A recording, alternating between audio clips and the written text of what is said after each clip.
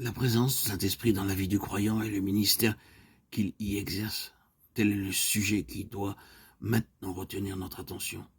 Bon nombre d'enfants de Dieu, nous en sommes bien sûr, sont loin d'être au clair sur cette question. C'est peut-être un des points sur lesquels la confusion est la plus générale. Les différents termes employés par la parole de Dieu à ce sujet sont fréquemment pris les uns pour les autres, parce qu'on ne discerne pas la signification propre qui s'attache à chacun d'eux. Le Nouveau Testament nous parle de croyants qui furent baptisés de l'Esprit. Ailleurs, il est dit « remplis de l'Esprit » ou « scellés par l'Esprit » ou encore « oints ». La distinction à faire entre ces différents termes n'est pas sans importance. Nous n'avons du reste pas l'intention de nous livrer ici à une étude, une méditation sur ces différentes significations. Non, non. Nous nous bornerons ici à signaler la chose. Peut-être qu'au cours de notre exposé, la lumière se fera d'elle-même sur certaines distinctions qui s'imposent.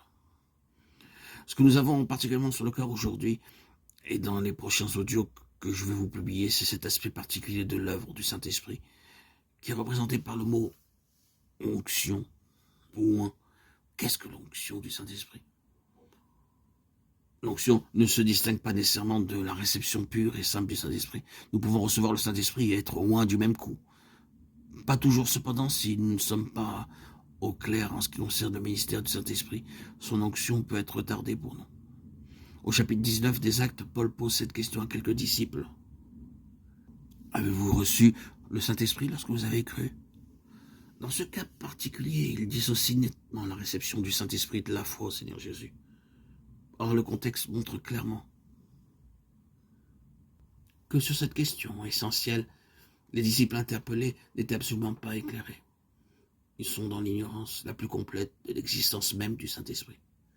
Si l'apôtre leur pose cette question, c'est qu'il voit bien qu'il leur manque quelque chose d'essentiel. La plénitude de la vie en Christ est inséparable de la présence intérieure du Saint-Esprit. Et Paul le savait bien. C'est peut-être là un cas exceptionnel. Dans la plupart des exemples qui nous sont donnés dans le Nouveau Testament, la venue du Saint-Esprit coïncide avec l'acte de foi au Seigneur Jésus. Croire, se consacrer, s'abandonner au gouvernement souverain de Jésus-Christ. Et il n'en faut pas plus pour que le Saint-Esprit prenne possession de nous, même dans sa plénitude. Donc répétons-le, l'onction du Saint-Esprit n'est pas nécessairement quelque chose à part.